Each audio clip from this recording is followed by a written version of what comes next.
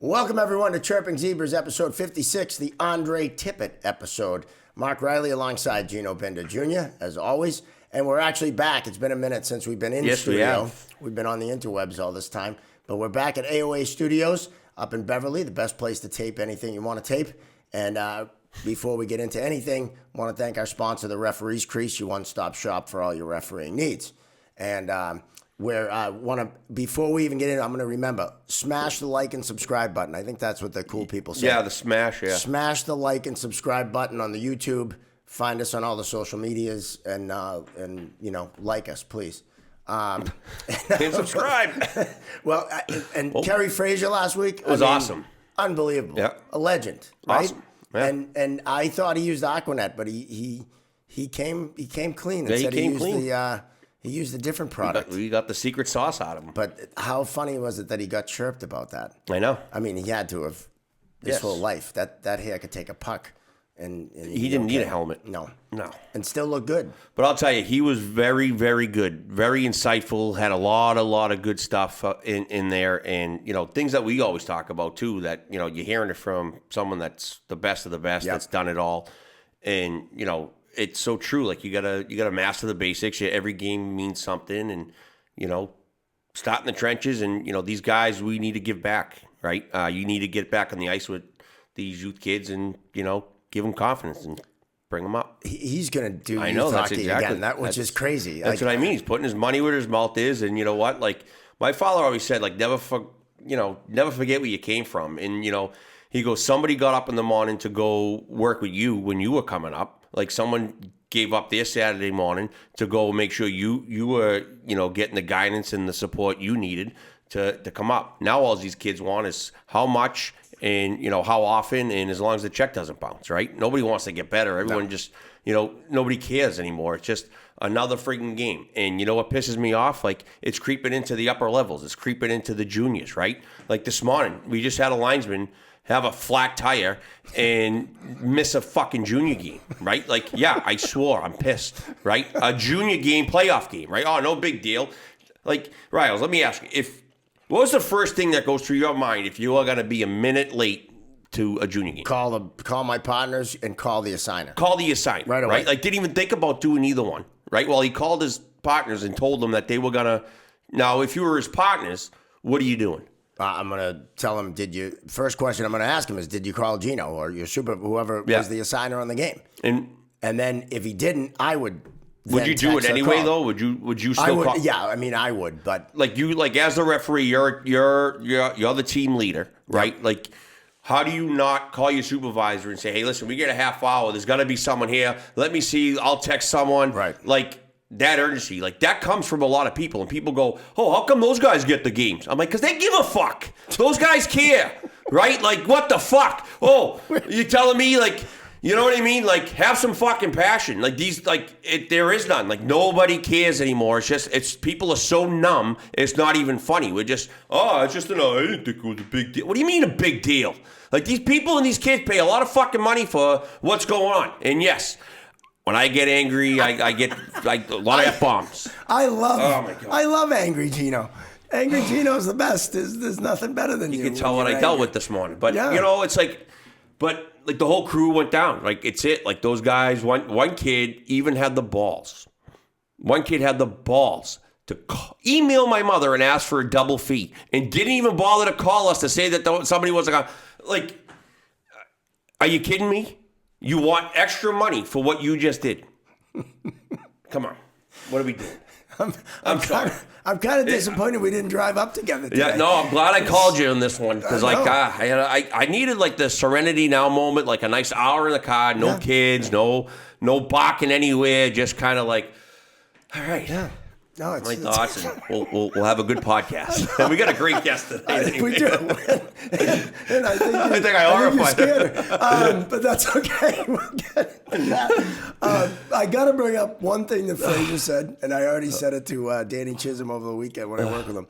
Anytime the referee is at the edge of the trapezoid on the end wall, he's out of position and shouldn't be there. Not every time though. Like, you got to get to the net. How the hell do you get to the net? I'm just going with what Kerry Frazier said. Yeah, but that's fine. It backs up my positioning stance why you should never be there standing still. No, I never say get there standing still. No, I say you but should be that's what working everyone in that does. area. Like That's what everyone does. I like taking the space. I'm with you. Yeah. Get to the corner. Get to the move. Well, Take the open space. I did a game review with Chris Henry the other night, and his partner. I've never seen a referee go behind the net as much as his partner did. Watch Garrett Rank, ref. I worked with him one night in Providence. He went behind the net like 20 times. Don't even stop me. Great about skater, him. though. I don't think he'll ever come on because I'll say right now he sucks. And He's should a not be in the phenomenal NHL. skater. Great skater, great, yeah. Good golfer, too. Well, and that'll help him too. I mean, but whatever. Yeah. Chris Rooney's the number one ref. Yes, That's he all is, we yeah. know. But Kerry Fraser was great. He was awesome. And I think, if you haven't watched that one, you got to. Yes. I mean, you just have to. I'm glad you're fired up tonight. Yeah, I'm fired up. I'll tone it down. I shouldn't have given you the. Yeah, I got the extra gum. I gave you the gum. Shouldn't have given Serrano. I should have given Serrano the live chicken. I should have waited. I should have waited to give you the gum. Holy shit! Well, we like you said, we have a great guest tonight. Yes. And we want to get right to it. You can hear her on WEEI, the Skate Podcast, and Sunday Skate. Also, see her all the time on Nesson. Any Hockey East broadcast she is a part of, and we want to welcome her to the Chirping Zebras. Bridget Proulx, everyone. How you doing, Bridget? I'm doing good.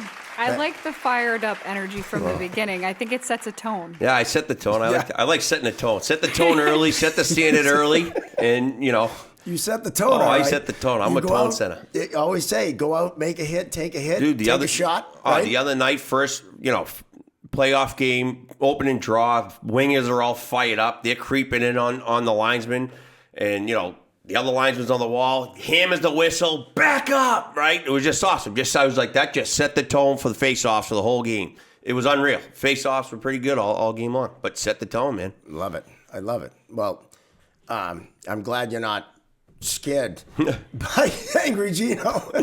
I'm good. I'm good. No, I love it. So now I want to ask you right off the hop. Hockey is like your sport. Why is that? How did you? Because in talking a little bit, you didn't really play, but you played.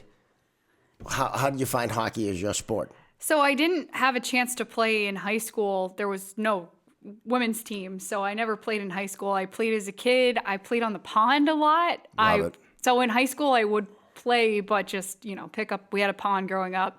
Basketball was the original sport that I liked. But I once I started watching hockey, it was kind of hard to go back. So I used to broadcast basketball when I was in college, but hockey was already in the back of my mind. This is what I want to do. So when I went to UMass, I started broadcasting all sorts of different things, and it confirmed that hockey was my favorite. And it's hard to go back because try to go from hockey to baseball. It's not, you can't, my brain doesn't work like that. Right. No. A different pace, too, right? Oh, yeah. And it's all storytelling and waiting. And, I feel like I was just talking about the weather. There's so much going on in hockey.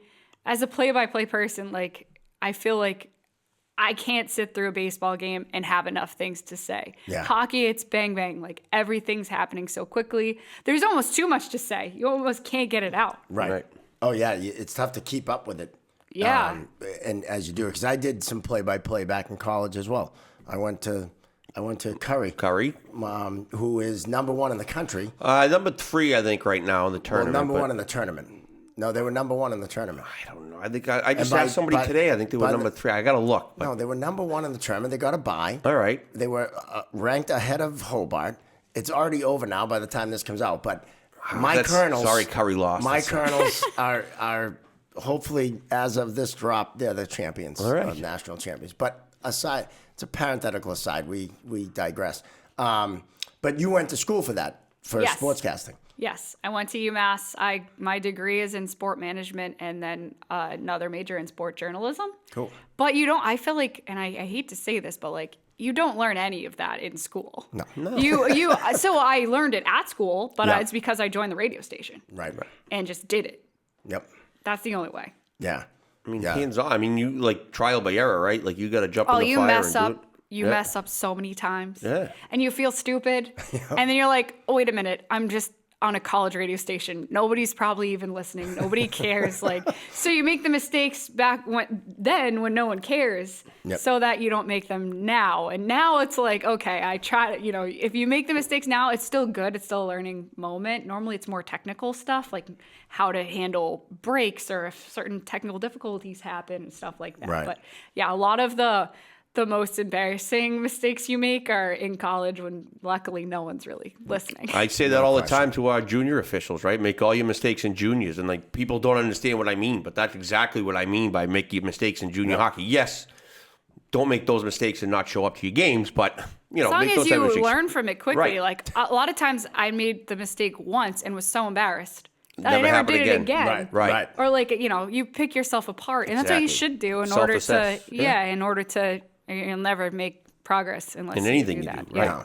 So now, Curry had a radio station that I actually had a reggae show, believe it or not. Okay. Spinning reggae tunes, which was utterly ridiculous. But now Milton Cable Access used to be the people who broadcast they did the high school games and stuff, but also for Curry. Yep. Did UMass have their own kind of TV thing, or? We had a TV station and a radio station. Our TV channel you could only get in the dorms, I think.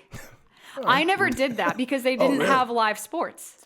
So that's why I ended up with radio. They didn't have a TV play-by-play opportunity, so I did radio, which actually is probably a good thing because you learn to describe things a lot better. Yeah. Yep. You have to do that. And also, if you make a mistake doing that, nobody knows. Nobody Right. knows. Nobody knows if that guy didn't have the puck. So It's so true. perfect. It's so true. I mean, UMass is really good for that. Like my buddy Danny Bacard went there. I think Beetle the Bertrand, he's on 98.5. He Yep. That's where he went, right? They Yep. went to school for that. Huh. yeah, he did. try. He was there before I was, and it's a good. I liked it because there's other programs like Syracuse that you hear a lot of broadcasters come out of. Quinnipiac has some that come out of there, but I liked it because there was less competition, but the resources were there still. And as a sophomore, I got to be head of the department, the sports department, and I could put myself on anything. Right. So Wow, I was that's kind of awesome. in control, Yeah. and I was able to give myself, and I was fair, obviously. I gave other people opportunities as well, but as I got older, I was a senior, I could make those decisions, That's and awesome. I could, Good for you. it gave me more reps. Yeah, and that's what it's all about. It's no all matter about what. opportunities, what you Yep. do with it, right? Yeah. And it's all about those, like we say in refereeing, game count, right? Right. You have those experiences because you need to learn them, and that's half the reason the NHL isn't a problem, because the referees don't have the game count, Right, they're most not- of them, yeah, they're not and getting that's that why foundation. they suck. But that's a whole nother thing. I'll stop about that. No, I was just gonna say like even in all of sports, right? Like when I worked the minors in the American League, Coast League, right? Like not only did I see the players and coaches move up, I saw the radio announcers move up, the broadcasters moved up, all the trainers and the equipment guys, they were all grinding it out in the minors for all those years. Now I'm seeing them all on TV and listening to them all on TV. So it's pretty cool to see those guys come up and do that same grind that the players and the coaches and the referees do that people don't even think about. And, look at Dale Arnold, we had him on and his story and how great, the grind he went through, right? Yeah. It's the same thing. And it's awesome. Yeah, no, Dale's somebody that I used to work with at WEI. Yeah. Before he retired there, and he's somebody that I've gone to for advice about play-by-play, because there's not a lot of people you can go to for advice for hockey play-by-play. Yeah. So I talked to Jack Edwards before. I've talked to Dale before. Judd, who does it yeah. now, I've talked Yep. to a little bit. So it's helpful. That's awesome. Yeah, Dale is one of our favorite Yeah, people. Dale is awesome. He's just Yeah. incredible. And one thing that's cool is there's not many female play-by-play announcers. No, there's 6 of us in North America. There's none of us really. You can count them on 2 hands, Yeah. really. Yeah. And that's, I've listened, In hockey, I should say. Yeah. In In other hockey. sports, there are more, but in hockey in particular, there's a few Canadian women, and then there's maybe 3 or 4 American women. Wow. Yeah, there's more and more color commentators now that are women. Gigi Martin does Nesson. Yep, I like She's Gigi. fantastic. Gigi's awesome. She's been my color before. We've had her on some college games together. Yeah, she's. I really like her in between, like her insight, because I think a female player gives a different insight because the female game is different, right? And I don't mean that in a bad way. And it's just kind of a different game, and they give an insight that someone that only has experienced the male game or the men's game. How come it sounds weird saying male? And female I know game? what you're saying, I mean? because I worked with the PWHL last year. I cover the Bruins for WEI, so like and then I see college. It's all different. Yep. I think what makes her a good analyst is that she has like experience at the highest level. So she's played pro women's, but she's also played Olympics, and she also, because she doesn't have the connection to the NHL, like she obviously she never played in the NHL. She kind of calls it how she sees it more. And I think some guys, when they're doing it, they maybe like are trying to, in a way, protect maybe people that they know or like players that they like. And she just kind of comes in and tells it how it is. Yeah, that makes sense. Yeah. And because her insight is fantastic. Yeah. I mean, it just top notch. Now, so you're doing the college now, Hockey East, right, in Essen. Is the Bruins something that, or an NHL job? Is that kind of what the goal is? That is what the goal is. Whether or not it's with a specific team or getting assignments with like ESPN, where they'll send you out to certain games, or filling in on Nesson or something. That's definitely the end goal. That always was the goal. And so I love broadcasting college hockey. I will say, like, to me, it's very entertaining. It really is. And I really enjoy it. I was broadcasting the BU men's game this weekend, BU UMass. Awesome. That was an awesome game. And then I broadcast the UConn PC game Friday, and I broadcast the opening round game with Merrimack and Northeastern on Wednesday, which I can't get enough college hockey. Even on my days off, well, I'll end up at a rink somewhere. But the end goal, as somebody who grew up in Massachusetts, was always to broadcast a Bruins game, and then by extension, like, hopefully get better and get more recognized and end up with an NHL team or covering the NHL in some way as a play-by-play. That's cool. That's awesome. Cool. It's like you're cutting your teeth in the minors right now. And, and just like keep grinding. Like I tell the guys, just keep grinding, and you know what? Enjoy the journey, right? Because it's like so fun. Like you meet people along the way and make relationships, and you never know where the road's going to take you. So and I don't worry about it. Like, it's hard to not set a timeline for yourself, because you never feel like anything's going fast enough. Right. But at the same time, like, you'll get hired when you're ready. If you're not ready for it, you shouldn't get, like, I'm not offended if I'm not getting hired for certain things, because I know there's still stuff I need to work on. Oh, that's huge, because like I tell guys that all the time. Everyone's like, Brian Murphy gets calls all the time for referees to get into Hockey East. I'm like, listen, do another year of minors. Call this one. Go do, like, you need another year of growth, because when you come up here, we want you to succeed, not fail. Right? Exactly, and then that's what people remember you. Right. They remember that you embarrassed yourself, or you didn't do a good job. Exactly. And so, like, your competition is yourself the last game. Exactly. And, like, you just have to get better. And you have to have thick skin, because I've gotten some feedback that I was, like, a little bit upset about at first. Yeah. But then you sit on it and you're like, well, okay, let me listen back. You kind of hear it. You're like, okay, I get what they were saying. And then then at that point, once you get over being hurt a little bit, then you can make the progress and you can try to fix it. Right. Try refereeing a game with Luke Alvin sitting under the garage for an hour and a half afterwards. He undresses you. Yes, you have to, like, and it's not easy to handle, especially when I was younger. Like, I would take it personally. Yeah. But because you don't think you're doing a bad job, but at the same time, and maybe you aren't, but maybe there's also a next level that you can reach by taking this advice. Right. So, another piece of this whole thing, right? The hockey, it's an interesting sport where we're the referees. Now, like, do you know Dave Starman at all? I do know Dave. So Dave and I worked a few broadcasts with the PWHL together last year. Oh, he's the best. I love him. And, he would come to the NCHC training camps, and him and his wife would sit in there and, check out what we're doing. Because she's a broadcaster, She's too. awesome, yes. And, I don't know if you ever did anything like that. I always I know Jimmy Conley, he watches Murph's videos all the time, and, and all that kind of stuff. Like, so the closest thing I've had to that is because I work for the league for Hockey East, they want all of the broadcasters to be informed because we're the ones explaining it on TV. Like there's a challenge, and if we're saying the wrong thing, like then like we're getting the wrong message across, or maybe we're criticizing someone for something they're doing right. Or so every year, Brian Murphy, who's the head official for Hockey East, will do a Zoom call, like a private. It's not like for public consumption, and we can ask him any question we want. Ooh, and that's awesome. And so if we're like, hey, can you tell us what we should be saying when there's like a hit to the head from this distance from the boards, or from like we're kind of talking through maybe a certain circumstance that we've come up with in the past, and him explaining it. And I think he does a great job explaining it. Oh, and I've said this before, and I don't know if I'm supposed to say this or not. I think he does a better job than the NHL because I think he holds people more accountable. A weekly email that goes out with a quiz that has videos that he says, okay, you have to give an explanation what the call should be here.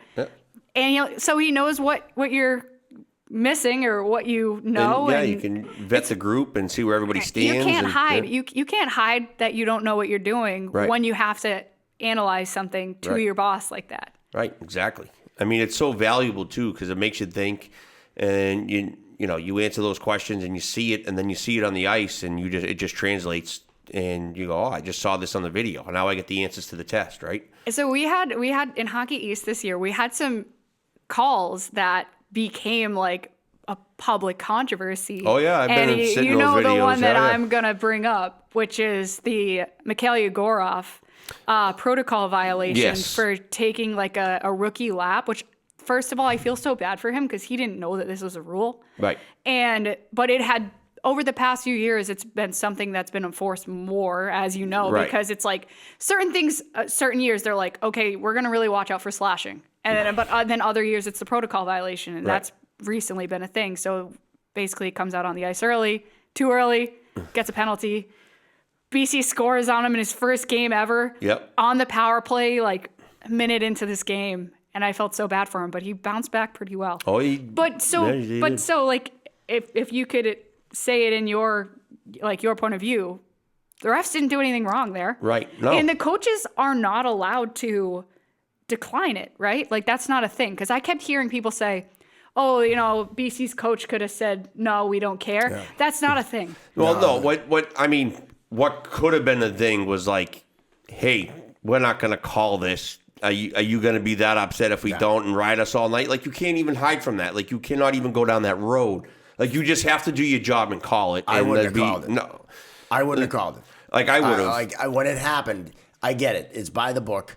But you know how many protocol violations happen in college hockey that aren't called? Think about it. How many times do the players come out and do the lap before the second period and not go right to their bench? All right, let me tell you. Protocol violation. It is, but it's a rule book and it's not hard covered. It's flexible, right? If they're that's on why the I'm way, saying I wouldn't call it. Like that's what I mean. So like if it's for the obnoxious, like we're not going to let the egregious and obnoxious one go, right? Like it's no different than you can look at a hockey game and call hooks and trips all day long too, right? Like, oh, I have potential penalties all game, but we really didn't need that one right now. Well, the rule book, if you have applied the rule book in a hockey game the way it's written, you'd play 3-on-3 the whole freaking game. Right. Same.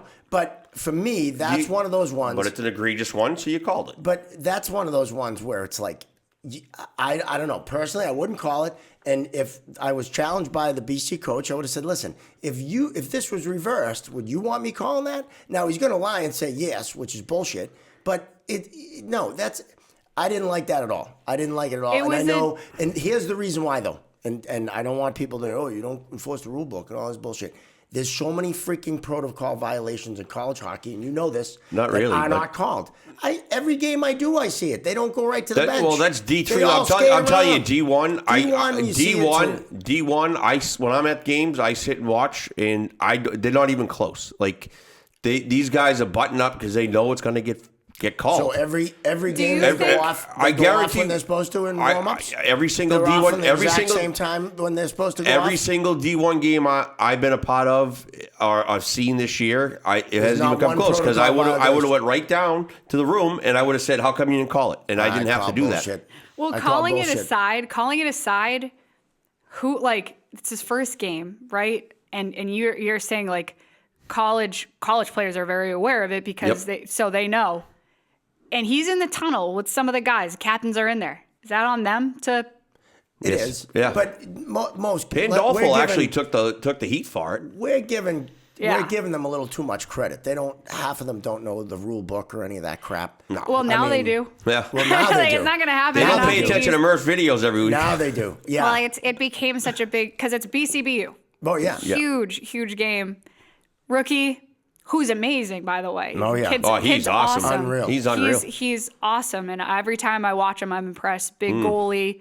Somehow he does that, doesn't give up another goal the rest of the game. So you're like, oh, he's just so close. Yeah. Yep. Won the bean pot for him. Oh, he's great. And the game I did Saturday, he wins it in overtime and makes a few big saves. They're getting outshot heavily in the third and then in overtime too.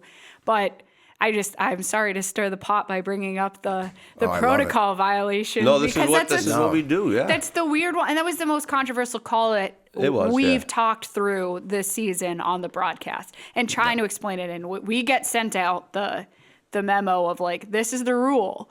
Like, read it. There's no gray area. It's this time, and he was there before this time. So. I'm gonna do that this year. Is do a Zoom call with all our broadcasters because like it's important. I think it's valuable. I'm gonna bring it up to Commissioner Morgan and say, hey, because I was watching the broadcast or just listening to it over the weekend. So overtime goals, the referees had to go in and clear the goals, right? So you have to go in, watch it, clear the goal, make sure it's clean, and if they can.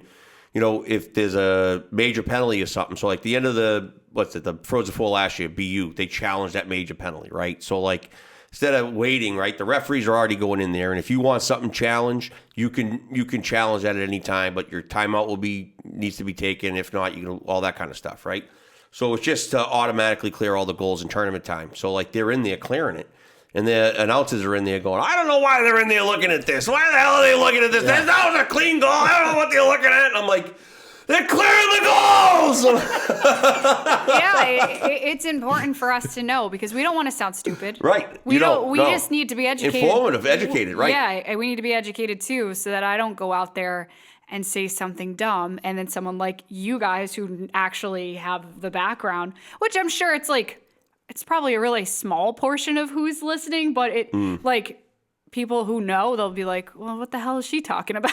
Like, right. It gives you credibility when you can explain it. Exactly. There's certain things about being a broadcaster that you will immediately lose credibility for. Right. Not knowing the rules, not knowing the pronunciations, and then kind of just like your confidence level. Like those are three major ones. And that's a big thing Starman has is like he knows the rules. Like he's very like he has like he even has like he hangs out with us too. So like he has like personal stories with us like downtime. Like he always jokes about me being from Boston and how I talk funny and I don't even know what he's saying to the coach. I couldn't understand him. see, it's funny because a lot of broadcasters don't have any accent in particular. Like, do you hear an accent? Do I have an accent? No. So, like, a lot of us don't. But there are some local college broadcasters that kill me. It's so funny. Oh, yeah. You know who I'm going to say? Bernie, who works for BU. Have you ever listened to the BU broadcast? Yeah, I've listened to a couple of them. So Bernie and Mark, thick Boston accents. Yep. And it's I feel like I'm watching, like they're legends, by the way, but like I feel like I'm watching like alongside like some like in Southie, like you're just like you're sitting in a bar watching it going. It's a different vibe, and it's so funny to me because it's so unique. Yeah. In that a lot of people are like changing their voices to sound like really like educated and really like deep or whatever, and then this is just like this is just us hanging out. Like that's what it feels like when you watch this podcast. Well, now talk very lazy. Did you have to? Because when I was at Curry, because I went in there with a pretty thick Boston accent, and I had to take voice and diction classes. I worked with one professor in particular, D.L. Garin, give her a shout out, that like basically she removed my Boston accent so that I sounded like I was from Indiana or whatever. Or anywhere, just generic. Because I wanted to be a television sportscaster. That was Mike Lynch from Channel 5 was my hero.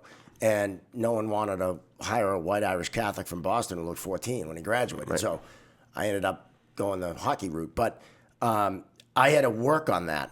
And I lost it and then never got a job in it. So then I said, fuck it. I'm bringing it back. Going back. And it's, you don't really need to sound perfect when you're doing comedy. That's for sure. No. But did you have to work on it? Because you're from Attleboro, right? I'm from Mass, but I'm not from my town. Doesn't really have a thick accent. Yeah. But I watch so much TV, and you hear just how things are spoken on the news or whatever, yeah. and I never really had one, so I didn't have to get rid of one. Yeah. There's nothing worse than someone trying to do the Boston accent, like Fever Pitch. It still is the movie that drives me nuts because he just couldn't do it. It's a good movie, though. A great movie, but it is cringy. When you try to do it, it's like, Right. don't try to do it. You Right. just hire one of us to do it instead, because it's Lenny Clark has maybe the best Boston accent. Oh, yeah.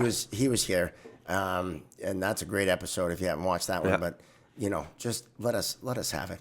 One, you know what I mean?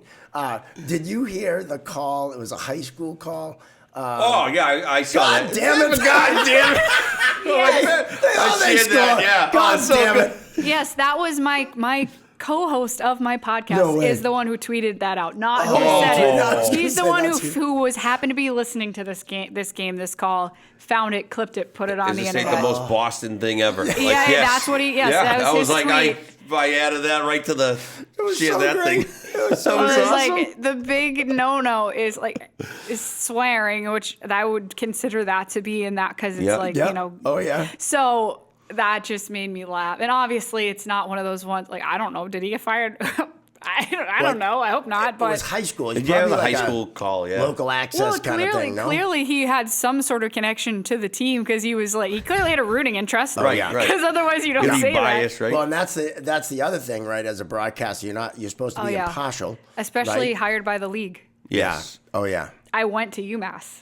Right. But I'm hired by the league, so there's no affiliation to no favoritism, which I would really have anyway because I know I just do my job, Right. And I'm not friends with these people. I'm not all the guys that are there now, and including coaches, are not people from college that I went to college with, Right, so right. it doesn't really affect me. But yeah, no, you have to make sure you're very fair. Yeah. And not homery, which the difficult part about that is if you're always covering the same team, you automatically just know more about them. And maybe you do have personal relationships with them, so you know they're good people, or you know more information. Then you have to try to do a bunch of research on the other side to make sure you're talking about them equally. Right. So it's not even that you're trying to, but you have to be aware that Cognizant, right. that you need Yeah. to fill in the blanks over here so that you're not just talking about this team. Yeah, it's a good point. It's like if you're, I'm sure NHL guys like Jack Edwards is one of the, legends in Boston broadcasting. Homer all day. Yeah, right? but that's he what embraced people it. like, He and embraced it. and it's a regional broadcast. Right, Yes. he works so you for the can team. do that. Right, yeah. Right. It's just it's regional. That's totally fine. Right. And I bet that he got feedback that he was allowed to do that, or he could even do more of it. Right. I Whereas think they I get encouraged it. feedback Yeah. that says somebody said that you talk too much about this team. You know what I mean? Yeah, My yeah. feedback would be more do less of that rather than do more of it. But Right. But Boston sports fans they would like a homer. If Yes. I were to do a Bruins game and I called it evenly, I feel like people would be mad. Just because that's what they expect. I would. Yeah, if I you're would say from so. here. Yes. Right? Yes. I mean, that's. But that's how Yeah. my brain's wired. So Yep. I probably would call, say it's Bruins Chicago or something, and Bedard scores, and I'm just as loud with his goal call as I am with somebody for Boston, Right. a Pasternak or whatever. I feel like I'd get, she's rooting for the other team. You know what I Right, mean? right. You have Boston to know. fans, we're weird. Yeah. I mean, I feel like you have to sound sad when the other team scores. You're Bedard, apologetic. they're like the guy that It's like damn yell it. at the ref. God damn it, but That was offside. Just do a one and done, and, just go nuts on the podcast. Fucking Bernard. Oh, Yeah. sorry. No, it's so true. And so now you're. I completely lost my thought because I said fucking Bernard. Oh, the NHL. Yes. So we're in the midst of kind of the positioning of the playoffs. The Bruins aren't going to make it. I mean, they need the hand of God to come down, I think. It's and so play net. weird where they're like, this is one of the few seasons in the last 20 years, maybe even more than that you are a few points from being out of the playoff. Like, you could end up in the playoffs, but you also are only a few points out of like last place. So you could draft top 5 if it goes like even slightly more downhill, or you can make like, it's just a weird dynamic. And that's why it was hard this year to decide if they're buyers or sellers, which obviously they went hard sell, but it was like in Don Sweeney's mind, it's like, well, what do I do? I think for weeks he was just like, he didn't want to give up. When you're a competitor, you want to go all in every year, but that's just not what you can do as They couldn't do that where they were in the cap and everything else. No, and they couldn't do it with when their position in the standing wasn't improving. They couldn't do it with the injuries that they had. And then McAvoy getting hurt in 4 Nations was like at the exact time where they were kind of like, all right, we don't have our top 2 defensemen. And I don't even know if we're going to see McAvoy again this year. So I doubt it. That's wild. I mean, why would he come back and risk, long-term injury if they're eliminated? I mean, mathematically, there's probably 4 or 5 teams in the East that still could technically get that second wild card spot. It's kind of like that in the West right now too.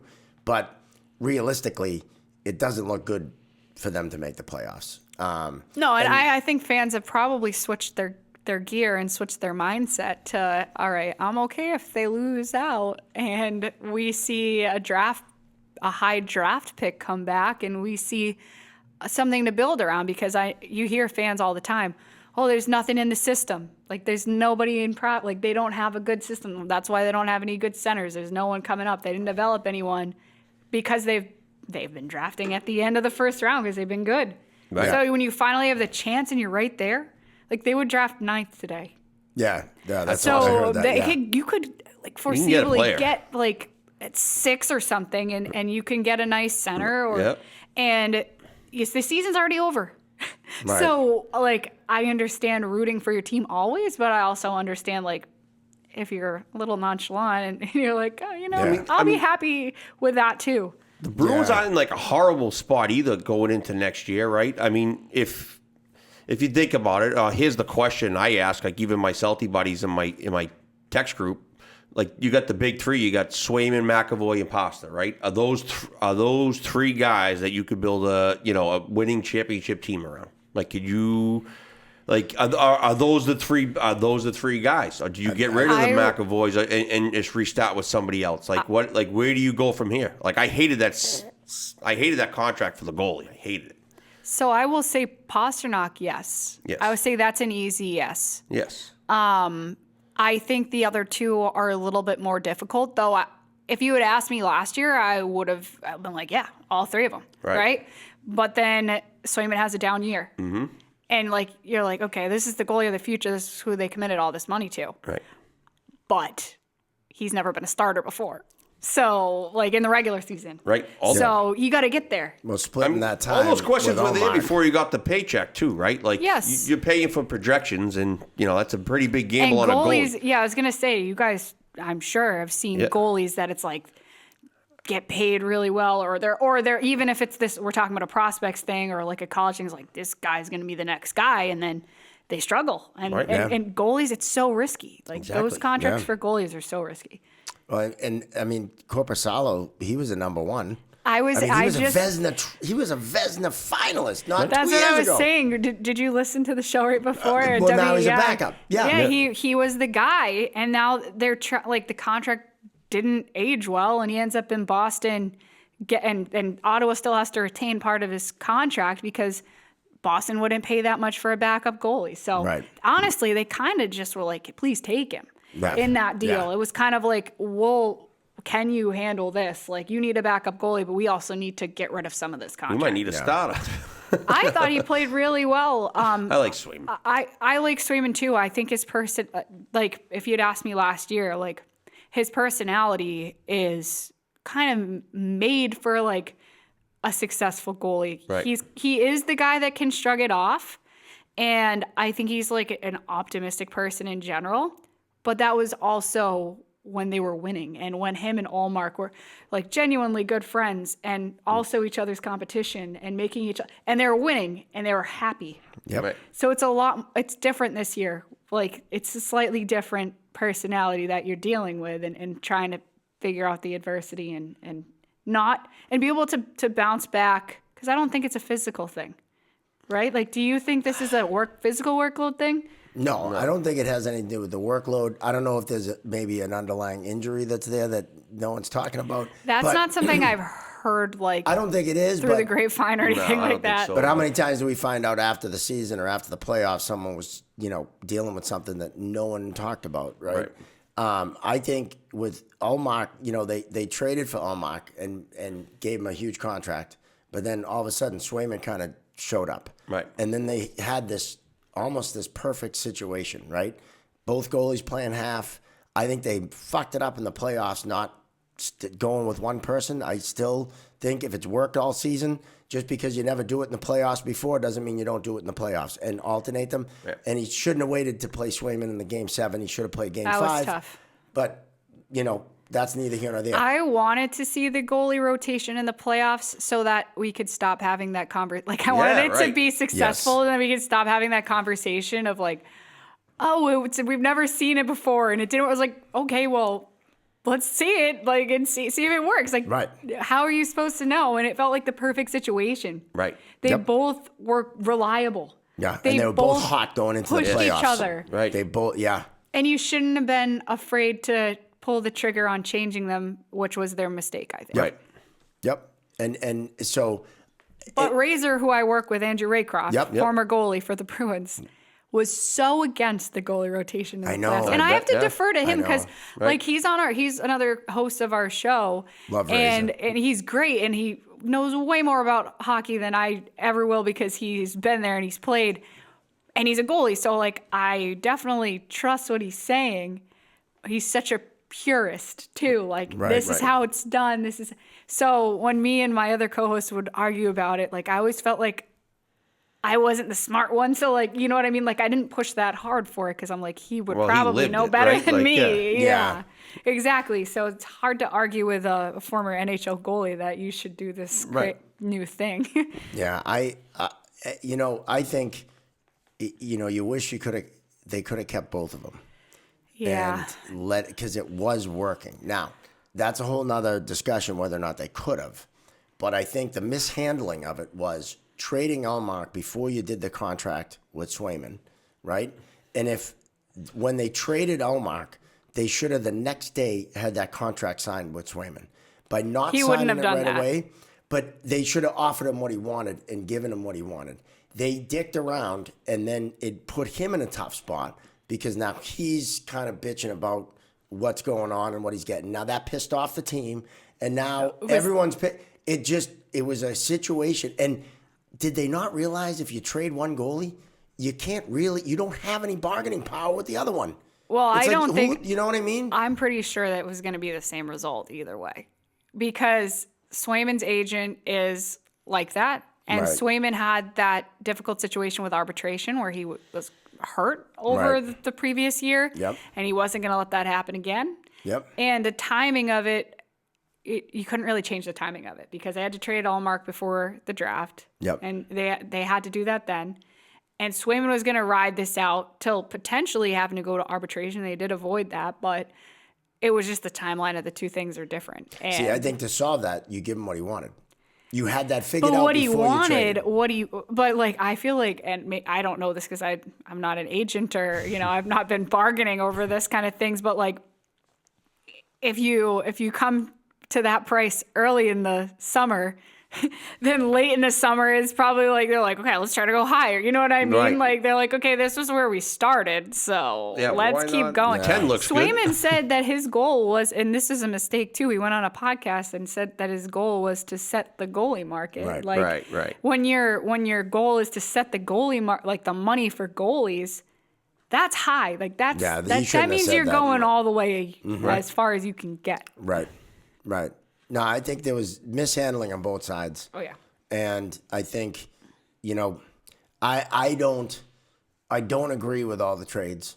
I had a big problem with the trades. Who, like, besides Marshawn? 'Cause Well, that's you the got obvious one. Carlo. So you only have three, in my opinion, you have three legitimate NHL defensemen on that team. McAvoy, you have Carlo, and you have Lohrei. Lohrei is awesome. Zadorov, they build him as a number 2 defenseman. He's number 5 if he's lucky.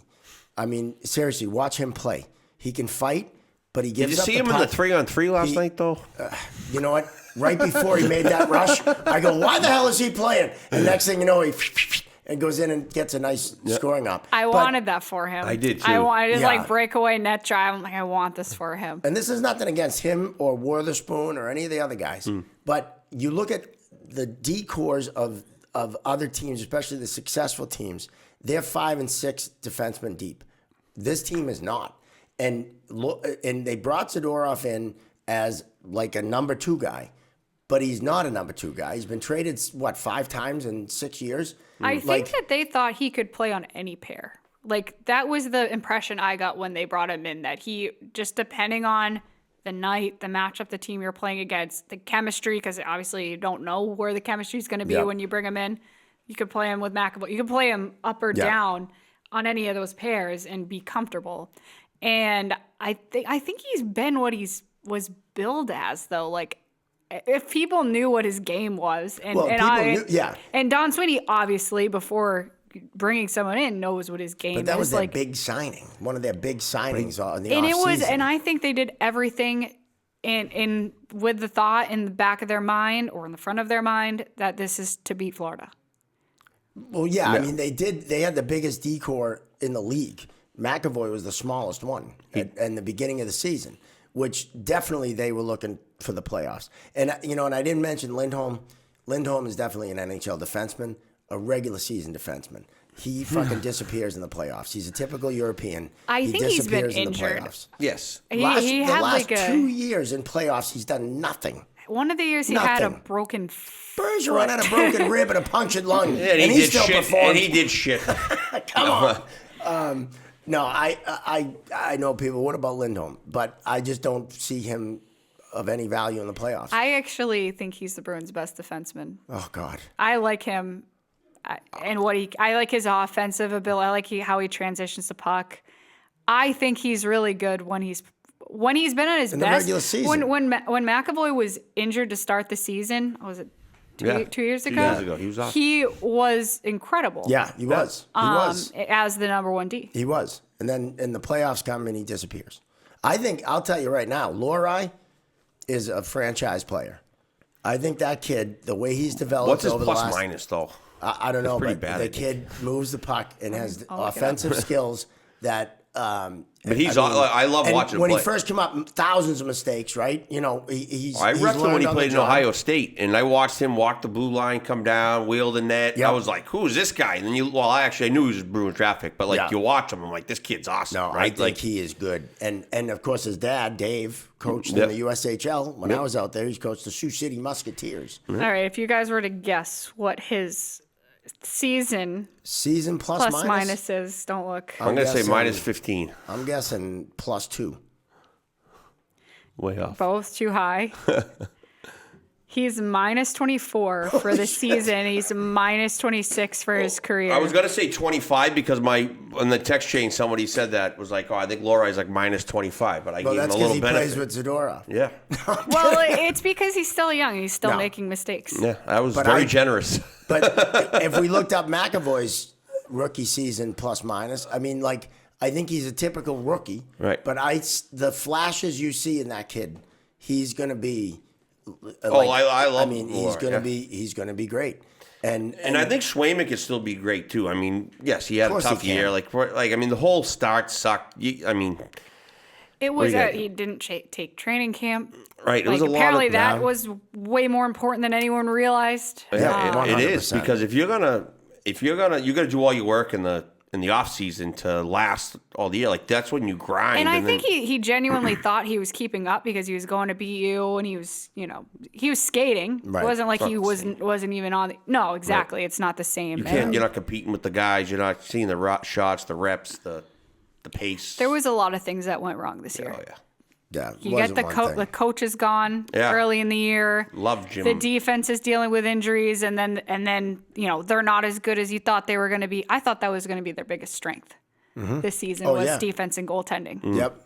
Yeah, I did too. And that's just not how it panned out. And that's why when the week before Marchand got traded as well, I didn't think he was getting traded, and I don't think he thought he was getting traded. Right. I didn't think And he didn't want to, I don't think, until they couldn't reach this deal. But he was talking about, like, basically not giving up, but, like, we're going to figure it out in the offseason. And, like, when we don't dig ourselves a huge hole in the beginning of the year, we'll be fine. Like, once we get people healthy, add a little bit around what we need, which that's what I would have liked to see. Is I'm fine with a Coyle trade.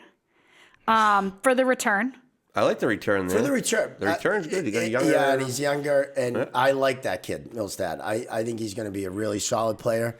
And it's a nice piece. I mean, I love Charlie Don't Coyle. get me wrong. Charlie Coyle is one of the nicest people I know. Yes. Yep. And Brendan Carlo is one of the nicest people I know. These are two guys that were leaders. Yep. And these are two incredibly good human beings. Yes. And they were important to the locker room. Charlie's mother taught my daughters preschool. Really? Yep. And he's got it. I mean, I'm pulling for the Avalanche now. I want Charlie to get. I want Coyle to get a. I used to root for Why not? Minnesota. I used to root for Minnesota because I would watch for Charlie Coyle. Yeah, we rooted for Minnesota too. Yeah. Yep. I mean, it just. There's so many things that kind of, like you said, went wrong this season for them. I think the other thing too, last year you had 5 guys have career years, and that's not going to happen every year. Even come close. Not even come close. But that's not going to happen every year. When you have a career year, there's a reason why they call it a career year, right? Yeah. And and maybe it was a curse that 5 of them did, and not 2, and then 3 this year, and then it kind of evened out. Well, Geeky's having a great year. Geeky's having a great year. I feel like they're wasting his year and Pasternak's year because those two are playing. Those two are the two best that player are. since January. So here was, and you bring up Monty. Again, my opinion, a great guy. Anything I say negative about anyone has only to do with professionally. He was a great regular season coach, but when it came to the playoffs, both times that they lost those series, I believe he made some really big blunders that cost them those series. Easy with Monty. He said I was his favorite college referee, so chill out. Well, that's... I love the guy, and I think I loved him. He was awesome. He was fiery. I really liked him. Man. I just think when it came to the playoffs, for whatever reason, he just couldn't make the right decisions. And coming into this year, they get Elias Lindholm. So the thought was, I thought they'd have Lindholm, Pasternak, and Marchand, which they started with. Yeah. They gave them about 5 games, and then they switched it up. Why not give them a good month and a half to build that chemistry? I think Lindholm hasn't panned out to be who they thought. Right. No, he hasn't. The kind of puck mover or just there's a lot about his game that they were looking back a few seasons ago when he had his career numbers. If we put him in a situation with Pasternak, how could he not have those numbers again? Because he's playing with, but that's just not how it's been. And now he might be your 3rd line center. You brought him in to be your 1st line center. Yep. And now you're back to the drawing board. Mm-hmm. Oh yeah. And so I don't know. Mitch Marner will look good in the Bruins uniform. We were talking about this today. It's going to take a lot of money to get Mitch Marner. Oh yeah. Oh yeah. I mean, there's a few big name free agents, including Marchand. Marchand's a free agent again. I would take Marchand back. Signed him and Bennett. I just so Marchand's he's 37. Yeah. And if they couldn't get the deal done, they're not going to get that. I'm pretty sure that door is closed. Yeah. Unless he goes to free agency, no one offers him what he wants, or the people who do are not playoff contenders and he doesn't want to go there. He doesn't want to play so for, maybe the best offer is what the Bruins gave. And maybe they take him back. I don't know. Maybe the bridge is burned. Maybe it's not. But no, Mitch Marner is 27. Right. And that's the direction they want to go. They want to have a guy in his prime. Right. If they're going to make a big move, which I am for. Yeah. I wanted them to get Reinhardt last year when he was a free agent, but Florida I wanted wasn't Jake letting Getzel. Getzel was another Yeah, one. he's good. I reffed him in college. Yep. Omaha. He was nasty. I mean, really good. They're kind of. You look at them like they're the Patriots. There's just so many needs that you can't fill in a draft. No. Like, especially the NHL draft is such a crapshoot. I think, like, after really, unless it's a real deep draft, after like pick 3, it's a toss of the dice. You're drafting like 16, 17, 18-year-old kids. You're not drafting somebody that's going to jump. You like, how guys- often do people jumping right into the NHL after the draft? With what you do you see some of those draft eligible guys? Oh, yeah, we see them all, yeah. Like, Because college, it's mostly guys that are already drafted or free agents. Like, they missed their. Like, there's a Right. few freshmen that are draft eligible every year, but like, do you see the younger guys that are prospects that people well, ever? not like the juniors that we do, Yeah. but they all come from like major junior and USHL. Europe and the USHL. and I mean, National Development Program. yeah, they all come from there. Like the juniors around us, like D3 college, that kind of stuff, right? Yeah. Handful go D1, but Yeah. It's kind of like they like the Patriots. They just have too many holes they need to fill, and you can't fill them with just the draft, and you can't fill them with free agents because financially that's difficult to get those impact players. Right. And so Well, it's you're paying the price for Mitch Marner is going to be, he's going to get more money than a lot of guys that are probably better than him because, or like just an absorbent amount of money because that's how free agency goes. Like, Right. you have to bid higher than the rest of the teams, and that's going to drive the price up. Well, you have to overpay. Right. I have mean, to you see overpay, that in every yes. sport, right? Everyone overpays because that's what they need to do to get the person. Yeah. And unfortunately, it doesn't always work out. And by the way, this is a restricted free agent, but Mason Lohrei is a restricted free agent at the end of the season, so they have to come up with a deal for him, Yep. which is because of the restriction. Like, it's going to be a friendlier deal, right. but you still have to find more money because he's getting paid less than $1 million. So like you're going to be wild. finding Yeah. more than that. So he's coming up. There's a few other guys that are coming up as well. The guy they got, who's Nadinov, is an RFA at the end of the year, which so far I've liked how he's played. Yeah. Yep. And they got the kid that they pulled up from Providence, the Lizell? first round, Lizell. Yeah. He was a first round pick. I mean, hopefully they took him out west on the Western trip. Hopefully getting him some reps at the end, I mean, he needs NHL minutes. I Yeah, mean, he does. needs to be up at the NHL and playing, I think. How long is he going to stay in the minors for? Like, you got to come up. Like, I remember saying to Ryan Spooner one time, I go, hey, when are you going to get called up? Or, like, what do you need to do to call up? He goes, someone needs to die. That's kind of what position Fabian Lysell was in because when he got drafted, this was like during the pandemic or like, and this was when Bergeron and Krejci were still there. And there was like the dream team from 2 years ago. Yeah. You weren't making that lineup. No. And even last year, like there wasn't a lot of space. This year, I'm a little bit disappointed that when there did seem natural times in the season to bring him up and infuse offense, they didn't bring him up. Now, maybe they don't trust him, but I think she's now reading my that- text chain. now that it seems like they're not, they're okay with finishing lower in the standings, Right. let's put it that way. Why not give him that chance? You have to, at some point, find out what you have. Right, Yeah. exactly. You got to see if you can play at the NHL level, right? Yep. And I mean, they kind of did that with Patra. And I think Patra's problem was he was just too small. That's Yeah, why he he- got injured. He needs to, He needs to get bigger. Yeah.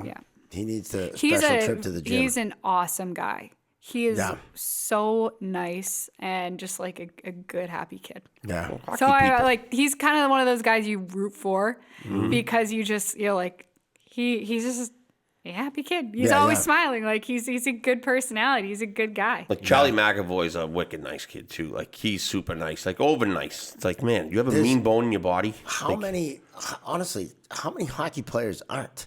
Right. Like even That's a good the point. guys like I always, PK Subban was someone that Boston hated him when he played with Montreal, but one of the nicest guys. Like Right. I used to hate him till I saw the story about him bringing all the inner city Montreal kids out to the practice facility, setting them up with a Oh, cake, he's would- just super. doing all this, and it's super like, how do you awesome hate guy. this guy? Yeah. He gave You know? he gave so much money to one of the Montreal hospitals that That's they right. named a wing after him. Yeah, yeah. It's like, so even almost all high. That's the great part of the sport, Right.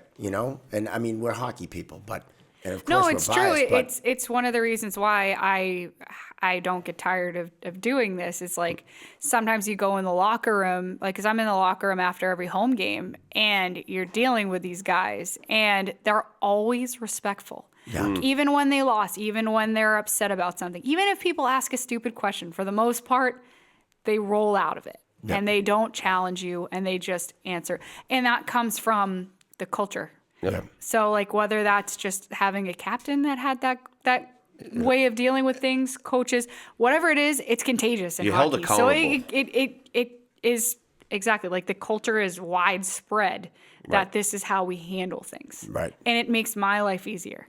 And, and it just makes everything easier. Yep. So the Bruins aren't winning the cup this year, That's a shame. but who is?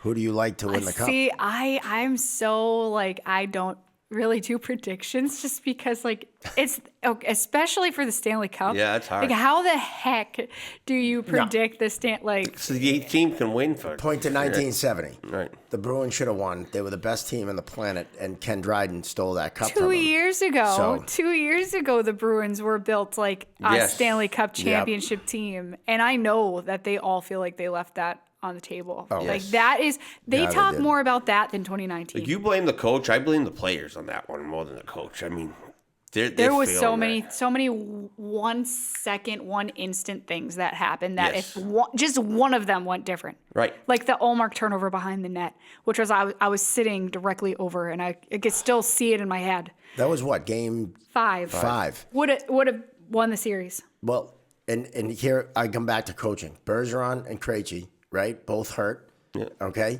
And Coyle was playing against Tkachuk. Coyle's line was playing against Tkachuk. Tkachuk did nothing until game 5 when Bergeron came back and they brought Krejci back. They didn't need to. They were up 3-1. Let them rest, and you're winning. Don't bring them back. They bring them back and match Bergeron up with Tkachuk, and Bergeron's coming off an injury. And what happened from game 5 to game 7?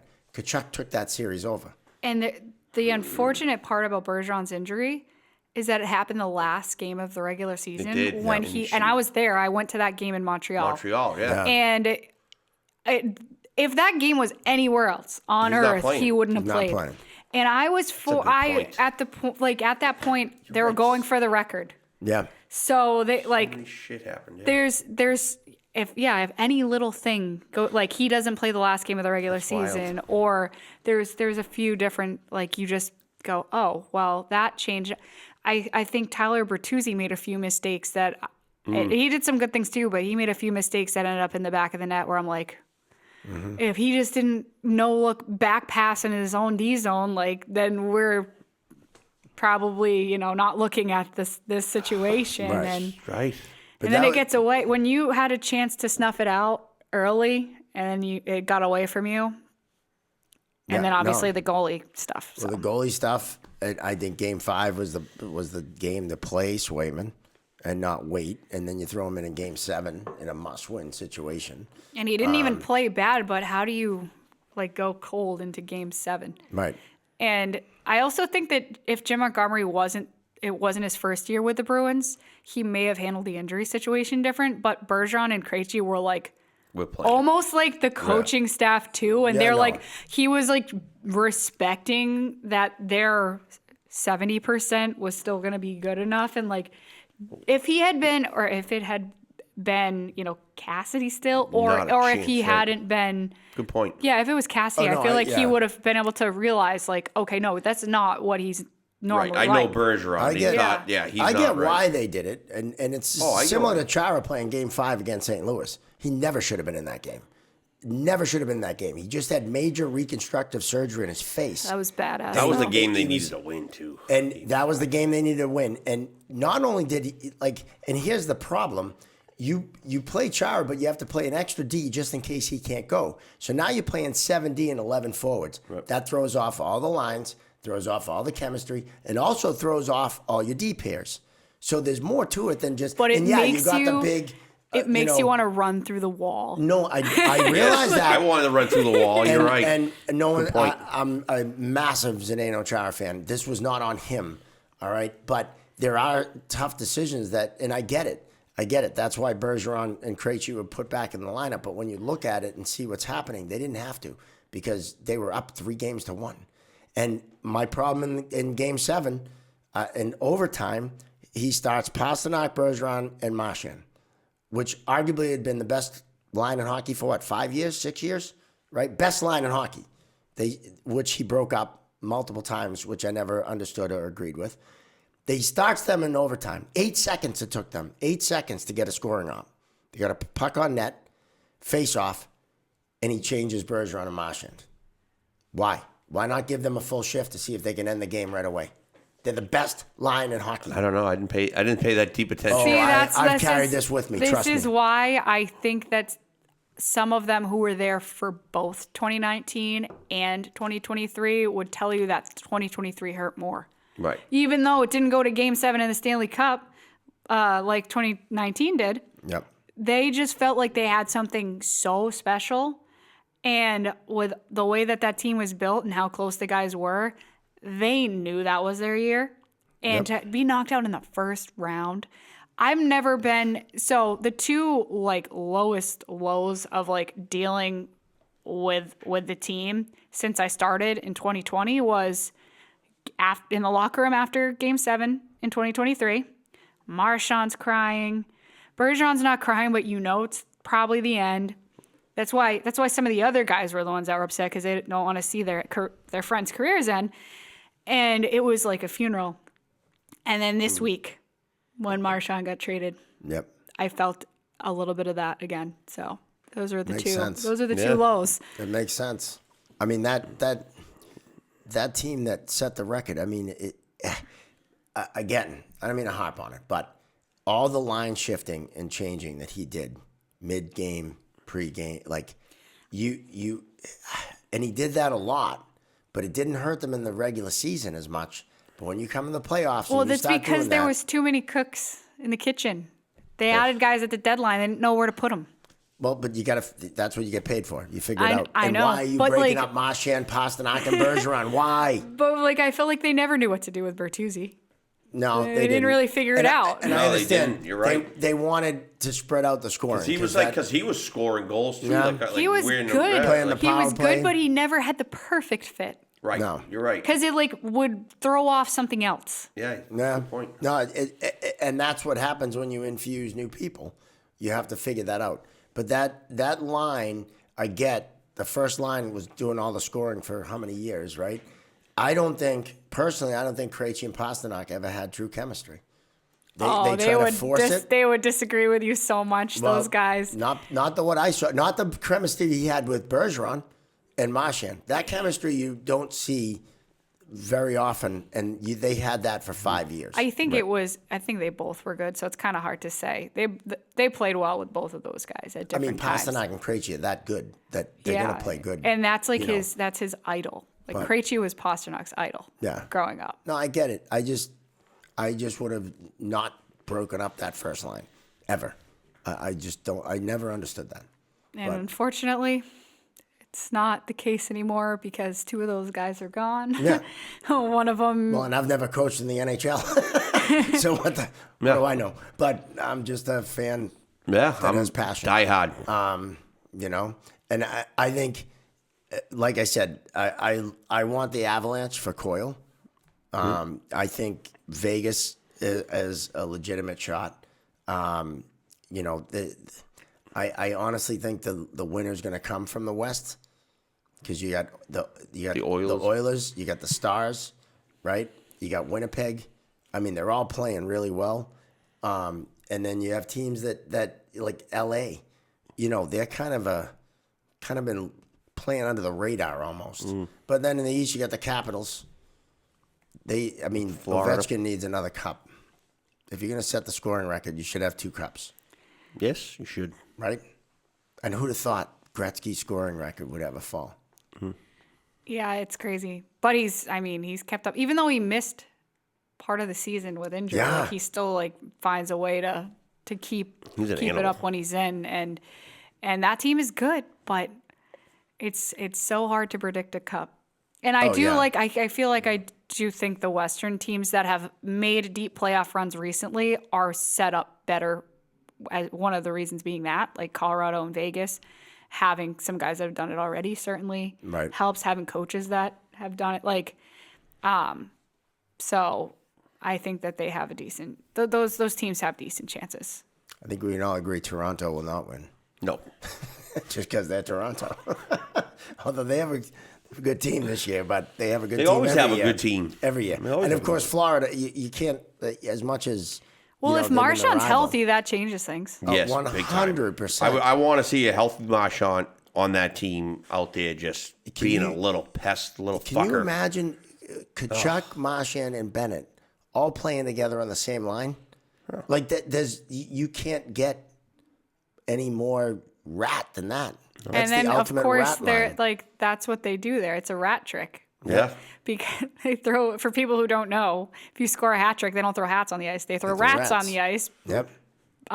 So it kind of feels like a perfect. Oh, it's a perfect storm, right? And But he has to play. He has to play in 50% of their playoff games, and they have to make it 2 rounds. 2 rounds. In order for the Bruins to get a first-round pick for him. So Otherwise, it's kind of like, as a Bruins fan, you want them. Yeah, I'm rooting. You're I'm rooting rooting. for Florida. You're like, oh, we Marchand want to this win. first-round pick. Yeah. Yeah. And How do you not? how do you not get a first-round pick for him? I mean... Well, I bet you they could have got a better deal from him, but he wanted to go. They were going to send him to where he wanted to go, and I think that was that. They got to do right by the player. I mean, especially Boston's always done good by their players. Yeah. Like, I feel. No, they always have. He wasn't holding it against Don Sweeney. No. And I'm pretty sure that's the reason why they didn't get more is because this is the one team. Right. Right. Well, it's either that or nothing. So you gotta get something for him. We'll never know. No, but we'll find out soon enough. Yeah, I mean, we're taping this a couple of weeks before it drops. Yep. So college kicks off. We got finals this week. We got then the NCAAs. We got all sorts of fun stuff. Oh yeah, I probably shouldn't have been saying like on Saturday when it's going to be like several Saturdays. Yeah, but that's all right. No, it's all right. We That's do that all right. anyway. Yeah, Right. And the women's isn't the women's national tournament championships this starts weekend. This Yep, weekend, the Frozen right? Fours this weekend. Yep. Yeah, because I had said my buddy Jimmy McCorkle. Yep. One of the twins at the Garden that does the security, Jack and Jim. I played hockey with them growing up. His daughter is the starting goalie for Colgate. Nice. And they're in. Nice. They're playing Wisconsin. No, who are they playing? They're playing somebody. Minnesota, maybe. I don't know. But that'll be a good tournament. Yes, for sure. I mean, that hockey is really good. The men's is still to be decided, but hopefully Curry hoists the national championship in Division III. I was going to say they're going to have to upset a lot of people. Looking at D1, yeah, I mean BC's still the favorite. Yes. Yeah. Oh, I think so. And I think they'll be guessing the Manchester Regional, which I'll be at, which I'm psyched for. I've been hearing that regional called the Region of Death. Really? Because the teams that look like they're going to draw there they're the harder teams. Like I think. Oh yeah, they might. It's going to be BC, and it might be Denver, and let's go. It's going to be who got a won front the row seat for championship that. last. Yeah, I'll be there. So if PC is in Manchester, I'll be broadcasting that game. Nice. For Providence. It's my other job. So I'm going to be the timeout coordinator. I'll be in the booth that whole weekend. Yeah. All right, maybe I'll see you. So you got to hope that PC ends up in Manchester. Yeah. Metcalf is usually runs wherever BC is. So I hung out was it overtime last year? After every overtime, I just walked with him. He was pacing the hallways. I was like, are they gonna do it? Are they gonna get it? So they would actually be happy if Northeastern wins the Hockey East they'll be thrilled. They'll get 7 teams. It will be the first time ever, I think, that 7 teams from insane. one conference gets in. That was almost half. That'll screw up the brackets. Because I was talking to someone today. That's going to mess up the brackets. Because you're not supposed to put 2 of the same conference teams in one regional. Right. They kind of have no choice. No, they're going to have no choice. They won't. Yeah. No. They're already going to get 6. Yeah. But maybe 7 if Northeastern wins, which is crazy. That's wild. Which is a huge point of pride. Yes. For the conference. Oh yeah, just to have 6 already Yeah, right. is huge for Hockey East. I mean that kind of sets them apart. When I worked the NCHC, like that league dominated for all those seasons, and then my national championship, I had to go work for Hockey East to do. Which one was that? The one in the Garden, yeah, the one in Boston, yeah. Yep. Yeah, that was awesome. That was a small year for Gino. Yeah, He only did the Beanpot Championship at the Garden. He did the Hockey East Championship at the Garden, and then the The NCAA trifecta final was awesome. at the It Garden. was a good way to go out. I was at all of those. Nice. I was at the Beanpot as a fan. I was at the Hockey East Championship working with the conference. I wasn't broadcasting, but UMass yeah. took it home, I think. Right? No, UMass was they, COVID. UMass was the COVID year. No, yeah, they lost to who they lose to. I forget. I can't even fucking remember. UMass, the year that they won was that, was it 2021? No, they won the national championship. Yeah. I think they might have won the. Oh, and they they won might have won the Hockey Hockey East. East championship that year too. Yeah. I think the little dude scored in overtime. I think. Trevino. Yeah, Trevino. He was awesome. I'm horrible with names, but he was so good. I love watching him play. He was good. He was a good little player. Yeah. Yeah, so that was he's pretty humble about it, but it's pretty incredible. At what 1.5 miles from where you grew up? Yeah, in it was pretty Southie? cool. Yeah. So Oh, yeah, okay. Yeah. That's awesome. pretty sick stuff. Yeah. So Yeah, so I mean, it'll be interesting to see how that all shapes out with how many teams get in and see how that all lines out. Like there was one year there was like the WCHA had all 4 teams in the Frozen Four. Like that could happen with Hockey East. Yeah. Like Well, how sick would that be? last year they had crazy. BC and BU. Yep. And And they were in opposite brackets They too. both which lost could to have been- Denver. yeah, they both lost to Denver. Yep. Who cheated on every draw? I still say it. No, Not gonna lie, I was rooting for Denver in that. I was secretly rooting for Denver, being a Boston guy. I mean, I worked at like conference for all. I mean, they won the national championship when I did it, but like, you like you say, like you get to build a relationship with those guys, like all the equipment guys, and anything you needed, they were always there to help you out, and the coaches were always good, and So a Southie kid wanted Denver to beat a Boston team. I wasn't upset throw- that they I should won. throw- I I wasn't should- really rude. I wasn't upset that they I won. should Let's put throw it that you a way. beating right now for that. That's awful. You can't say that out loud. You get a beating. That's what I'm saying. I bet you didn't say that in your text chain. No, I didn't. Yeah, you Actually, better- I might have. Better not have. Well, Bridget, this has been awesome. Always fun talking Yes. hockey. And what do you pay attention to the refs before? Because we didn't really talk about reffing at all. But I that's tried. fine. got a I little. tried to. But Yeah. a little bit. But do got a you little. pay attention at all to the refs? Like, do you? I You feel probably like will now. well, yeah. Well, so I really do want to be on those emails that You should get on the emails with Brian Murph. sends Yes. out because- get on the chain. Yeah. like that is because I'm also competitive, so I want to get it right. So Mm-hmm. I feel like I'm going to push myself to really understand it at a different level if I have to take the quiz and get judged by someone who's like I respect a lot. So Right. it kind of makes it a little scary, and we're all texting each other like, oh, what'd you get this week? So there's there's some competitiveness to it. So I feel like that will probably help me, but. In terms of like paying attention to which refs are making mistakes or stuff like that, I feel like I'm so focused as a play-by-play on like the in the moment, like Yeah. the gameplay and stuff that it doesn't normally. It's not my main focus. So Right. sometimes it just kind of goes. That makes sense. But I will say there's nothing better than a broadcaster who knows the rules and what they're talking about. Yeah. Like the ones that have no clue and those, you're kind of like, how do you not know this? Right. Or how do you not have an idea what's going on?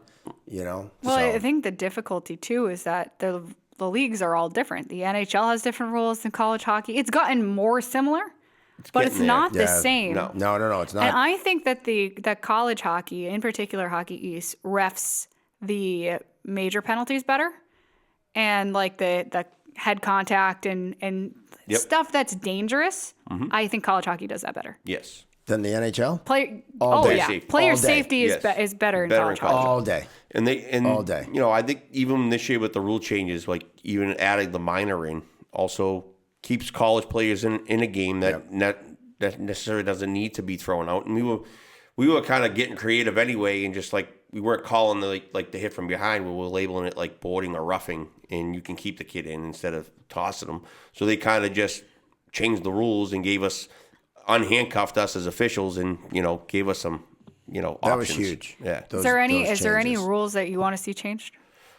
Like nothing major, but like ones that really. What about like review stuff? I hate reviews. Like offside and. Like, I'm fine with like reviewing all that because there are a lot of tight plays, right? And it's a field thing, and I'm fine with getting it right. Like if you're gonna challenge it, right? And force the coaches to do it. Don't have the referees go running into the box every 2 minutes and challenging it, because like now you're refereeing through replay. Like you wanna get it right and then go in and confirm your call. Like you don't want to be ref and going, oh, I get to go look at that again, because you never get that same angle of sight line. It's not the same. So you want to get it right live. So I'll bring this up because this is something that happened, and I've been thinking about this. A few weeks ago in a PC game that I was doing, Merrimack scored. They had been in the zone just dominating for like a minute and a half. Mm-hmm. Gets called back for offside. Hate that. Yeah. And that's what we were saying. Me and the other broadcaster were saying, like, the spirit of the rule, I understand. It's like, it's more for, like, you would hope it'd be more like egregious. But let me tell you, this play was offside. It was offside. There was no question. But they had like 2 or 3 chances to clear the puck. Well, that used to be the rule. Like you used to have, like, once you had possession of the puck, now it's, it's all fair game. Right? I like that. If the goal isn't a result on the rush, so like the offside gave them the advantage to get the puck to the net. Once there's a change of possession and the defensive team has a chance to clear it out, that should nullify that Like review. if they're even able to make like a pass, like, like a pass to their own teammate, like clear possession, or the opportunity to clear. And this is the conversation we were having. And it's not that the rule, like it was within the rule and it was the right challenge. It was a successful challenge. It takes the goal off the board. Entire game momentum shifts. PC ends up winning. But so we had this conversation, and then the girl who runs the replay comes up to me after the game and goes, "I heard you chirped me." And I go, "What? No, like I said it was the right review." Right. But she was all mad at me for saying that, this rule is kind of, in this situation, it shouldn't apply. Right. Which is a comment about the rule game, book right. and the game, and not her making a mistake. So No. I still have to, and then I tried to be like, "Hey, so what's this about?" And then she was still mad at me like 2 weeks later. So she thinks I chirped her. Wow. Well, she needs to get on some Chirping Zebras. That's, Yeah. Chirping That's my chirp for the year, I guess, even though it wasn't really. But I've never liked that. I've never liked when they review 40, 50 seconds after. This was and over they're a in minute. the zone for the whole time. It's like, no. We talked to the coach in the intermission because, like, we do like a walk-off interview in the intermissions. He goes, "We knew we were challenging that for over a minute." Yeah. They knew the whole time from the bench. Yeah. They were challenging it. Yeah. No, I don't like that at all. Holy Cross challenge went Friday night, and it would have cost them a penalty if they got it wrong. And it was like as tight as you're gonna get, and it was offside. And they took the go-ahead goal away with 10 minutes left. Wow. And then Holy Cross won in overtime. It was like a huge challenge, right? Like takes a lot of courage to challenge that to run the risk of a penalty, right? So it would have been down a goal plus a killing, right? Yeah. So that's tough, and that was a huge challenge. One thing I'd like to see changed in the NHL is more actual majors called. Oh, Like that's what she means by player safety. Yeah. So some of these hits, they call the major, they go look at it, and I don't know if it's necessarily the referees on the ice or if it's Toronto in the office. Right. But how they come out with a minor penalty on some of these fucking blows my mind. I didn't even show you the hit the coach sent me today, right? Like from over the weekend. I'm like, it's a major penalty. I'm like, well, I want to find out what you should. But what I don't. That happens too often in the NHL where there's a hit, right. and you're like major all day. It's clear as day, and they call it, go in, and come out with a minor. Or nothing. Or nothing. And it's like, what the like, what is it? And I would like to know the behind the scenes standard that they're like having a conversation about? Like don't what get it. is it that they're seeing that's different than the college game? Because I know like from what games that I've been at and broadcasts and witnessed, like if it's even close in the college game, it's probably getting the major. Like if you have to question it, like, and if there's content, like most of the time they'll call it and they'll be like, you know, whatever, sorry, later. But like they're more likely to call it 5 minutes. Right. Just if it even came close, if it looked reckless, if it was, because that's just how they handle it. Whereas in the NHL, if it's close, they tend to not. And the one way of calling it more, it helps deter the behavior. Whereas in the NHL, it happens more not just because they don't call it so it doesn't like show up on the stat sheet is another one, but because it's not as like you're not going to get in trouble as much. So they're not going to take it out of their game. Yeah, that's the one thing I don't understand. I hate when it's obvious. It's an obvious major, and they come out with a minor or nothing. I just don't. And again, it might not be the referees on the ice. It might be the office saying, nope, we're calling 2 on this. But you know, like you guys know this, if you don't call it in the NHL, that guy's going to take an ass whooping. Yeah. Like you charge someone on my team, you hurt them, they're about to get their ass kicked. Right. You take that out of the that just trying doesn't to get happen. rid of that too. I mean, look what happened on it's a 17-minute for an instigator, right? That a big happened. penalty. That happened. Was it on the Rempe hit? Yeah. And they end up he didn't jump 2, him. 5, and 10. The willing combatant, and he ends up with 17 minutes in penalties, and it just 'cause ruins it's the. Rempe. And they called it a minor to begin with. Oh, So right. they were gonna. So they take the power play away. The original infraction was the elbow. So that team should be shorthanded. It's like that's just, you should be able to grab a guy and beat the bag out of him if the hit's illegal. Now the other thing that's The legal a problem, hits that you see all the time. I have a right? major problem with when someone gets hit legally and all of a sudden the guy who threw the hit has to fight someone.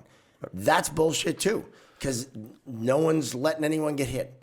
And, the guy gets whammed and he gets right back up, and next thing you know, It always someone's depends jumping who the guy. it is. Is it our captain? Well, we got to do something. Like that tends to Yeah. be or a star. I just, you know what I mean? Like, Right. I just don't like that. And that's a new trend. If it's a good hit, let it be a good hit and not, It probably happened in the Bruins game this week with Greenway, because Zadorov hit Tage Thompson. clean. That's right. And Greenway came right out, and Zadorov was willing to go, but Right. that's a recent example. But that's where Zadorov throws a great hit. He shouldn't have to sit for 5 now because he had to fight someone. Right. If it's a cheap hit all day, like, you should get your bag beat out of you, right? But on a good hit, you shouldn't have to end up now fighting and going and sit for 5 minutes. Be like that Blades of Steel's game in Nintendo. Like the loser always had to sit, the winner could stay out. Change the rule. The loser always had to sit in the box. So you have like judges that hold up numbers for each guy. Yeah. Like, okay, I like that. Yeah, you win that's the a good fight, one. you don't get the If penalty. you fight, you lose. If you start it and lose, you get the penalty, and the other guy walks. there we go. The rule change. I think you're there we onto go. We're onto I something. think you're onto something right there. Someone said they were talking about taking out the blue line. Someone said they should No take out the blue offsides? line for Oh, my no goodness. offsides. That'll But never I'm happen. like, that's just changing the essence of the game. Well, people will That's die. cherry picking. Oh my god. You Yeah. know? People will die because you get a buddy pass, like Oh. they're going fly. You know how much more, the reason why it's the 2-line pass was in there because the speed through the neutral zone was ridiculous. Remember Like, the 2-line pass? Do Yeah. you remember the 2-line? Do you remember that? Well, yeah, it obviously got changed. What, like, was It that the a 90s? while ago. Yeah, early 90s, But yeah. like that made the linesman's job so difficult. It was hard, but like it also slowed the game down. Oh and, no, it made it I don't like, want the red line back. No, Don't no, get me no, wrong. no. Like that. It opened the game up to changed where it the is game now, completely. right? But you can't take out the blue line. I mean, I have not heard anyone serious have a conversation about. yeah, about no, that. it might have been something. I don't even know where I heard it, but I heard it, and I was like, no, you can't do that. Don't make the nets bigger. Don't make the Maybe the pads got to get a little smaller for the goalies because they're all 6'5". I don't know. I would. I know. If my daughter's a goalie, bigger pads, bigger equipment. I told her I'm getting her bigger pants and takes up more room. I can see you doing that. Yep. Still going to get thrown out. Tell the referees quick whistles. He coaches his daughter's team. Yep. And I keep saying he's getting Oh, tossed. listen to this. He's getting so tossed. I got us 2 intentional offside calls, 2 of them. Like first one, right? Like it's automatic. Like you dump it in, so it's not a delayed offside. So you dump it in, it's offside. If someone's in there, it's a whistle. I mean, these girls were the top of the circles. They get in the pocket, throw it in. I'm like, isn't that intentional? I go, what are we doing here? The guy goes, all right, I'll give him the 1-1. Next offside, I just yell, intentional! All the way! I'm like, yes! And it's a mic game. It was a squirt game. Squirt Not the game. U10 game. Get it right. Get the terminology right. Yeah. I can't use those terms anymore, especially on the TikTok. Yeah, right. We can't say midget on the TikTok because it's not okay. No. But we still call them that. I don't get it. But yeah, it was pretty good. I got us 2 calls. So I said expect one coming our way, and it didn't. So intentional squirts. Oh my god, that was funny. Well, again, we try to end these things. Yeah, we can't end these things. We keep going on. Like and on. my dates in 9th grade. Yeah, I could never know how to end them. Just start rocking on the porch and then run. So anyway, this has been awesome. Yes. Thank you so much you for coming guys. on. It's nice to talk less refereeing and more hockey. Yes. You know, because that's always a good thing. Yeah. So I'll always talk hockey. So they can find you on the Skate Pod, Yep. Sunday Skate. Yep, which is 9 to 11 on WEI throughout New England. And it's me, Razor, and Scott, who's the other Bruins writer. Up until the Bruins get eliminated, so we won't be on the whole year, but we'll be on as long as they're playing. And then my Hockey East stuff on Nesson is kind of winding down because it's the end of the season, but yeah. Still there. And then do you, what happens after the hockey season? So it depends on the year. I've worked with the Red Sox in the past, behind the scenes stuff, not like on air, with our broadcast at WEI. Kind of still figuring it out because I have so many eggs in the hockey basket that like sometimes like this year I might broadcast a little bit of summer college sports like softball, baseball, but I'm not as passionate about that. So it's hard. Right. It's like I try it and then I'm like, but yeah, we still do the podcast. Let me know. We still do the podcast the whole summer. The skate pod, we do that the whole summer. Good. So we always have that. I'd rather do softball than baseball. Honestly, like, my daughter played softball, but softball for me is so much quicker and more exciting. There's more hitting. I don't know. You brought up softball and baseball. Yeah. I'll give my plug to softball. But, all right. Well, and on the social medias, obviously, they can find you as well. Yes, I can spell it because it's not easy to, if I pronounce it, it's not the same because it's French. And I was calling you Proulx. I knew it was Proulx because Olivia. Yeah. Olivia Proulx. Yeah, so it's Bridget Proulx, which is BRIDGETTE PROULX. PROULX. Yes. Yeah. All right. So find Bridget on the socials. Also find us, the Chirping Zebras. Yes. We're out there on the Facebook, on the socials. Instagram, the TikTok. We're on the TikTok. I'm on the TikTok too. If you want to find me, Mark Riley Comedy. And then also like and subscribe on the YouTube. Yep. We're getting there. We need to get some more though.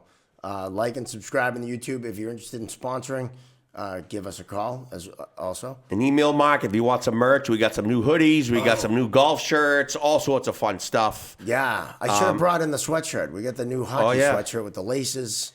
And then we're gonna have the long sleeve tees. We got the golf shirts coming. Yep. We got all kind, and we got more trucker hats. More trucker hats. More trucker hats because those things sold out. No, the kids love these. Oh yeah. So I'll never forget the promo. Remember the promo? You got the zebra on the side, the other side. All right. But yeah, chirpingzebras.com for merch, and also want to thank the Referees Crease. Yep. Your one-stop shop for all your refereeing needs. And, of course, we want to thank AOA Studios for hosting us and doing the wonderful work they do here, not only in the realm of shooting and taping, but also in the editing process. They do an awful lot. Yeah, what are we putting on the green screen? So, well, What's going to be behind me? what's funny is everyone watching at home is just seeing the Chirping Zebras logo behind you the whole time. Well, it's green back there. yeah. Sorry to And pull back the curtain. At least you didn't have a green shirt on. Like Jerry Thornton. Jerry Thornton had a green shirt. Jerry He was like Thornton. glowing. It was just a head with a Celtics And shirt. we're recording this right after St. Patrick's Day, so it wasn't like out of the realm of possibility. Yeah, no, it's a good question. The green screen. The leprechaun's going to come out in a minute. So Yeah, and I was in the parade. Yeah. I was at Chirping Yes, you Zebras were. in the parade in Southie on the back of my buddy Chris Flayhive's CPF Productions float. Right on. Float. It was a flatbed truck. But either way, we Made called it a float. We called it a float. But yeah, that was a lot of fun. That's awesome. Next year, he wants to do a live taping of the podcast in the parade. We'll do it. And On I the was truck. pissed. I had a whole bunch of those stickers. So like my neighbor made all these like Chirping Zebras tickets. So I gave them to my daughter and her friend to go hang out, like hand them out in Marlboro. I was like, just start handing them out to people. Like and subscribe. I could have thrown we were throwing beat. It was like, Yeah, I you felt could. like That's I what won I a mean. championship. I really did know. Now I know what it's like to win a championship in Boston. Yeah. Because it was insanity. I can imagine. People yelling. my throwing buddy's a Boston beads. cop. So I was talking to them. They were miserable. You know, the media members that are on the beat for like the Bruins Celtics, if they win, they get their own float. Yeah, that's so So cool. I'm not gonna lie, I'm over here like, come on, I want to go on the float. Yeah. You know? Well, Yes. my brother Teddy, Oh, yeah? Dr. Riley, he was on Brad Marchand's duck boat in the parade in 2011. Nice. He was the Bruin. He's been the Bruins dentist for 31 years. He retired last year. My nephew's doing it now. You probably run into them. In I the locker probably room and do. stuff. I probably yeah. have They're known as bumped in. Dr. Riley. Yeah. So he was on Marchand's float, and he said it was That's insane, wild. absolutely insane. But yeah, next year we'll both be on the float. Maybe we'll have our own zebra float. Let's do it. Why not? Fuck it. You're from Southie. You have an in. You need a live zebra. We need an actual zebra pulling us down. That's it. That's it. And we'll have all Right our guests there. on the float. We'll have Yeah. We'll bring all our guests on. Any guest that wants to come on the float, we'll have a whole herd of zebras pulling us down East Broadway. That would be awesome. What a brilliant idea. I love Thank it. you. That's what we're going to do. All right. That's it. Next year, Salty Parade, All right. the zebra float. I love it. Yeah, this might have topped the ending. I think Yeah. Well, we've had we've had some epic endings. We've had people walk off. We've had people drop mics. We've had everything. So I like it. We just came up with a brilliant parade idea. All right. Next year in the Southie Parade, you're going to see us on a float being pulled by zebras. Or Wearing guys dressed glasses. as zebras. Whatever they'll let us have. You're just gonna need to make a few phone calls. That's Call all. your local zoos and see if they. Franklin Park has a couple of zebras. I We'll think call it. I think we got a guy. Yeah. We got a guy that can get us Might that. need to hit up the black market for this. We know a guy. We They're know like, a guy. "Don't worry about There's always a guy in something that can get us something. We know a guy. You need a chimpanzee. You need a zebra. The truck will Get open. you. He's friends with the loading dock over that's at the Four seaport. zebras will walk out. They'll be like, "What the fuck?" Don't worry about it. We got the permit. They're horses. We painted them. Yes. That's all. Perfect. Oh man, this is awesome. Episode 56, right? Yep. The Andre Tippett episode coming to a close with brilliant ideas, as it always does. So thank you again for watching. For Gino Bender Jr., for Bridget Proulx, I'm Mark Riley. We'll see you next time right here on the Chirping Zebras. Smash that like and subscribe button.